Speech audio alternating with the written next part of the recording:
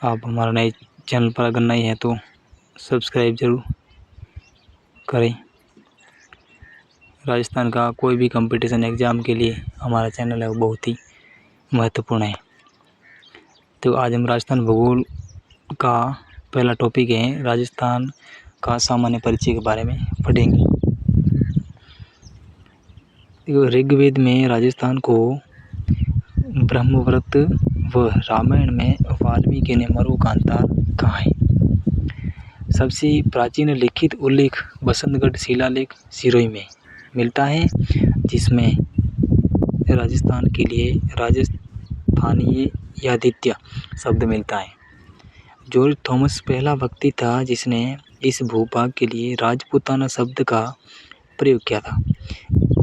इसका उल्लेख पुस्तक military memorials of mister George Thomas 1805 में विलियम फ्रैंकलिन द्वारा प्रकाशित में मिलता है।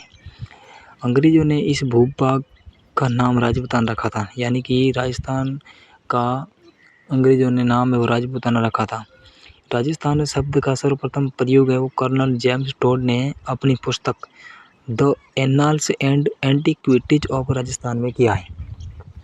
अब राजस्थान की स्थिति है वो देखो, विश्व ग्लोब में वो राजस्थान की स्थिति है उत्तर पूर्व में स्थित है, यानी कि ईशान कोण में। और एशिया महाद्वीप में राजस्थान की स्थिति है वो दक्षिणी पश्चिमी यानी कि नेतृत्व कोण में स्थित है राजस्थान की स्थिति। और भारत में वो उत्तर पश्चिम यानी कि वायव्य कोण में स्थित है। तो अक्षांशीय दृष्टि से उत्तरी गोलार्ध में स्थित है राजस्थान, और देशांतरीय दृष्टि से पूर्वी गोलार्ध में राजस्थान है वो स्थित है। अब अक्षांश व देशांतर इसके बारे में पढ़ेंगे।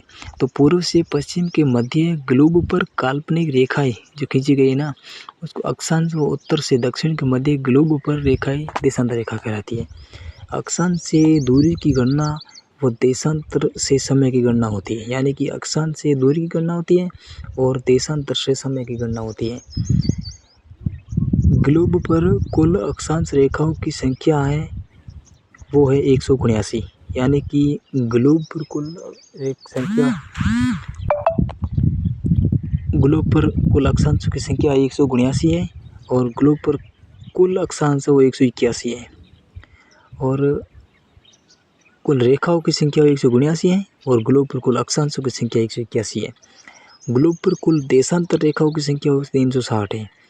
और दो अक्षांश के मध्य की दूरी, यानी कि दोनों अक्षांशों के मध्य की दूरी है वो 111.13 किलोमीटर है। और दो देशांतर रेखाओं के मध्य की दूरी वो 111.32 किलोमीटर है। अक्षांश 0 डिग्री अक्षांश रेखा को भूमध्य विषुवत रेखा कहती है।